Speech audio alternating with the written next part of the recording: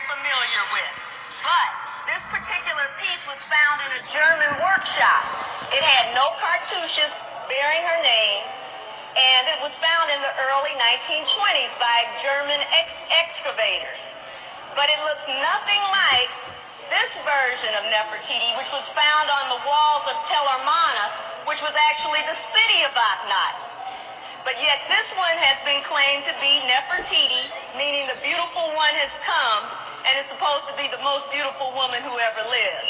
When in actuality, if we look at Nefertiti, this was the portrait of Nefertiti. Also, the daughters, notice the head on the daughters, and it's the elongated head. Well, many Europeans said that that elongated head was a deformity. But when we look at the sister from Zaire, we see she has the same shape in her head. It goes back to the daughters of Akhenaten. Some serious hair, huh? Looks just like the hair on our heads today. So if anybody tries to tell you that Egypt is a white civilization, you can point out this hair. So those of you who have your cameras, you want to make sure you take a good picture of it. But this is what Gaston Maspero, an Egyptologist, said about the hair in the Nile in Egypt. He says the hair was inclined to be wavy and even to curl into little ringlets, but without ever turning into the wool of the Negro. But take a look at that hair. It looks like the wool. Looks like wool, doesn't it? This is a picture of the hair that's on a figure that was found. So you can see what the person looks like and what the hair looks like. I don't know any European that could claim that hair. And so you know you have to have a serious comb to get through something like that. But you know what, brothers, by the way, some hair curlers even were found in Luxor, where we're going tomorrow, dating back over 3,000 years ago.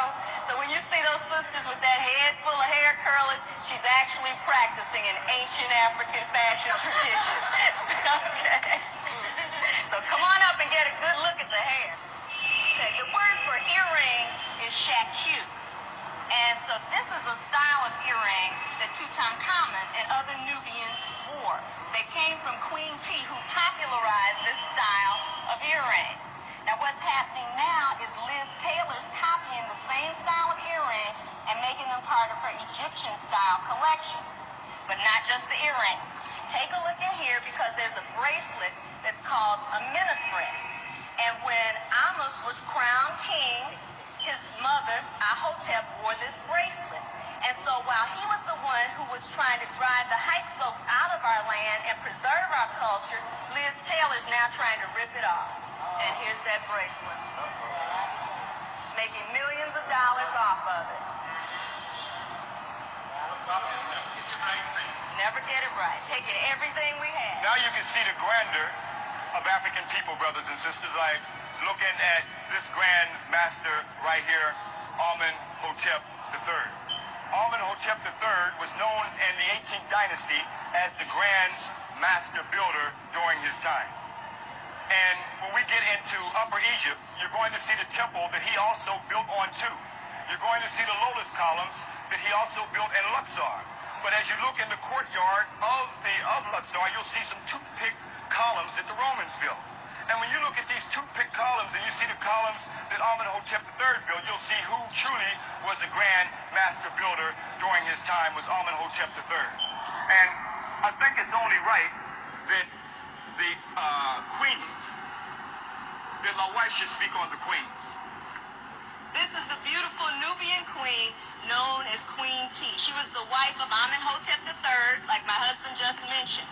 And the woman, the sister, was such a beautiful queen that he took her by his side, put her into roles in the government. So the sister participated in the government in Kemet. And when the brother's health started failing, foreign diplomats corresponded with the queen.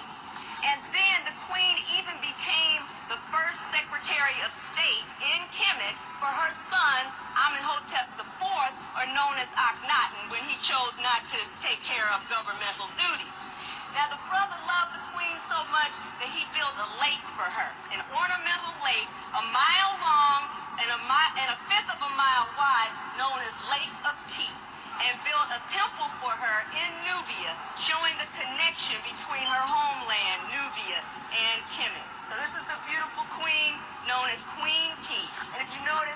top of her headpiece, she's got the double Uraeus up there, and that means that she ruled Upper and Lower Egypt.